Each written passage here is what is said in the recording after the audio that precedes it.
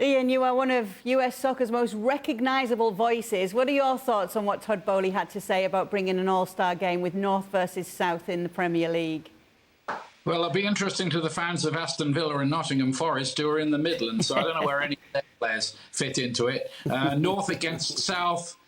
Here's something. I mean, I think it shows. I'm not going to criticise because it's great to have new ideas and new debates. So I don't agree with people being very critical about Todd Boehly and firing arrows at him about it. OK, he's put up an idea, but I'll tell you this, it's not going to happen.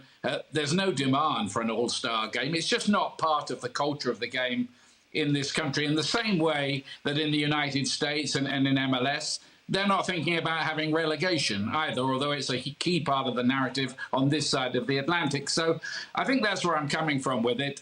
He can float the idea, but I can't see it happening in a month of Sundays. Pablo, do you like the idea of an all-star game in the top flight of English football? Not sure about it. I mean, I've been in England for so many years, or playing football in Spain, and to be honest, I've been with Man City challenging, for the Premier League, and I've been many times when I was at Espanyol, or even when I was at West Ham fighting for the relegation. So I've been involved in both part of, table, and for me, always been in a situation where you have to prepare a game where you are in training and you are at the bottom three. In the way you approach the game and the mentality that you create with your teammates, with the manager and everyone, is something that for me was very special. So I respect every country, every league is different. That's cultural. I think it will never happen in Europe, in my opinion. I don't know. Let's get to the game and to what we saw from Chelsea. Obviously, they're not going to be in action this weekend. It's postponed that game against Liverpool. 1-1 this game finished. It was Potter's first game, but what can he do in that time, Stevie, to fix a few things? Well, I think the biggest thing he has to fix is what happens from the middle of the park to the front three. Because, as up and down as Chelsea have played this season, they've had plenty of the ball. They just haven't created enough real opportunities where you're saying you should have scored. And the one thing that Brighton did under Potter was they created lots of chances. How many times have we sat here on a Saturday night or a Sunday talking about how did Brighton not win that game? The amount of possession they had, the amount of ball they had, the amount of chances in particular, and they didn't win games. And that was because they had Danny Welbeck up front, or Mopey, or Alzati, or players who are good players, but they're certainly not as good or have the experience of an Aubameyang or a Sterling or a Havertz or a Mount.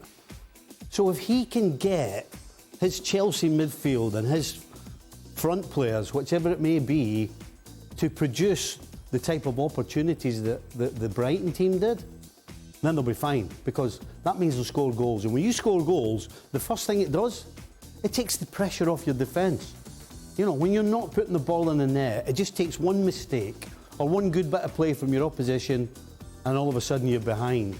And so it affects everything you do. So for me, if he can start getting the front players and the midfield players into some sort of rhythm, some sort of good understanding, and start creating better chances and scoring goals, that is going to sweep through the team like no tomorrow. And they'll just be so much stronger and better.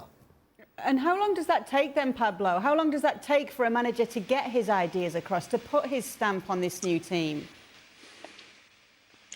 Well, it's not that easy, especially that early in the season where some of the new signing, of course, went to Chelsea because they trusted the manager in the way they saw Chelsea playing in the last few years. And now, obviously, a new manager with a new style, new ideas, and it takes a few weeks, a month at least, to bring a new style of football and to find the right players for each position. And it's not going to be that easy for Chelsea. But okay, that was the decision of the owners to sack Tuchel, to bring Potter in, and I wish him all the best, because to be honest, what he's done at Brighton, it's been incredible. He's a young manager that we have seen Brighton playing some great football. Obviously, the expectation at Chelsea is completely different where he comes from.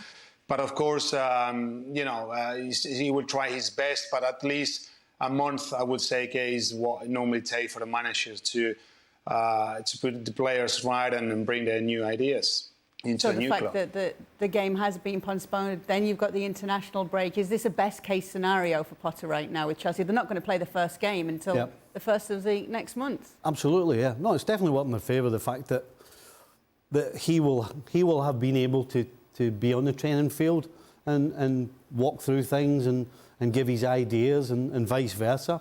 And as Pablo said, it's about finding out the connections. You know, which players are better on the field with each other. You know, but he doesn't have a lot of time. He's lucky he does have time because of the postponements, but it's probably not enough. Thanks so much for watching ESPN on YouTube. And for more sports highlights and analysis, be sure to download the ESPN app. And for premium content and live streaming, subscribe to ESPN+.